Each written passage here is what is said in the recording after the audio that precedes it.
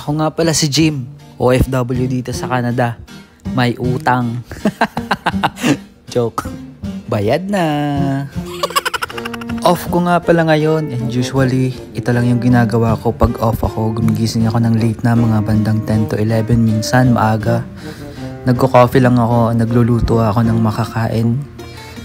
Usually muffins yung sinasabay ko sa coffee, pero this time nakita ko yung kamote ko kasi pabulok na, kaya yun na lang yung kinain ko. Pumunta lang ako sa store kasi kailangan ko mag-update ng bulletin board for safety for the next month of March. Huy, hindi lilikdangan ng February. For the month of February, joke lang. So, after ko nang gawin yung mga kailangan kong gawin sa store, i-print at mag-post ng kung ano-ano, ay dumiretso na ako sa grocery. Actually, sabon lang ang dapat kong bilhin, pero ang dami-dami kong binili.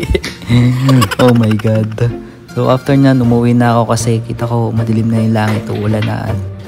Pagkadating ko nga dito sa bahay ay nilagay ko na agad yung mga binili ko sa dapat nilang paglagyan. Sinalansan ko lang sa cabinet at saka yung iba yung mga freeze, yung mga dapat nasa ref nilagay ko lang sa ref. And yun lang, yung mga stocks ko dito. Actually pa 2 beses ko na itong grocery for this month. Tatagal na yan ng 1 buwan. At naglaban na rin ako. Syempre habang naglalaba tayo, gumawa ako ng homemade iced coffee, and Netflix. Yun lang habang naghihintay tayo ng labahin nating matapos. Have a good day everyone. See ya!